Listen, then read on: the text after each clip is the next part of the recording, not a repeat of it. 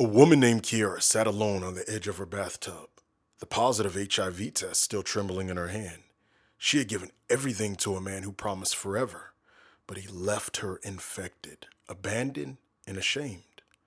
Her phone buzzed with missed calls and shallow comfort texts, but none could reach the storm inside. At midnight, her heart finally gave in. Overwhelmed by despair, she swallowed a bottle of pills and faded into darkness. But instead of oblivion, she found herself standing in an endless white space, still wearing the hoodie she died in. Before her stood a man with eyes like fire and hands like light. Jesus. He looked at her, not with disgust, but with tears. Kiera, he said, I was always here, even in your silence.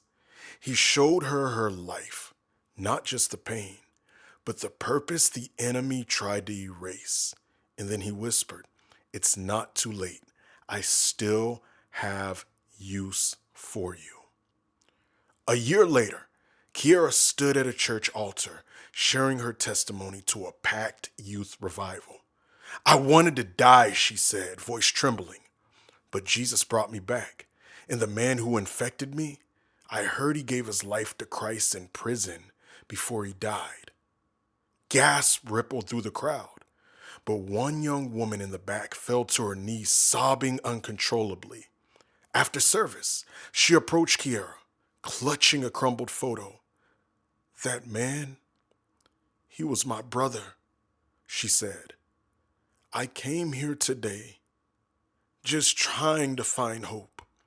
I didn't expect you, the one who he talked about before he died. Kiera embraced as the girl wept. Then his life meant something, she whispered. That night, the girl gave her life to Jesus. A soul saved because a tragedy became a testimony and a grave turned into grace. I want you to hear me carefully, those of you listening to me. You may feel like that your situation has you too far gone, but God, He has a way of taking the worst situations and turning them around for His purpose. You see that all throughout Scripture. You see it with Joseph in Genesis. His brothers, they tossed him into a pit. He ended up going, and he was taken over to Egypt. And he was elevated, but then he got lied on, tossed into prison. But then ultimately, fulfilling the dream that God gave him, he was elevated. And due to his elevation, he was able to save not only his family, but others from famine. The very thing that's a tragedy in your life that God allows, even if you're faithful to him, is the very thing that he will use for his purpose. Don't give up. If you like Bible content like this, hit subscribe for more with the bell icon to be notified whenever I upload. And this month, doing a 3-day class teaching on spiritual warfare and apologetics, understanding about how to debunk witchcraft, Black Hebrew Israelites, as well as Islam, atheism, and more. We're also going to be going over territorial spirits. To join, click the link in my story or bio.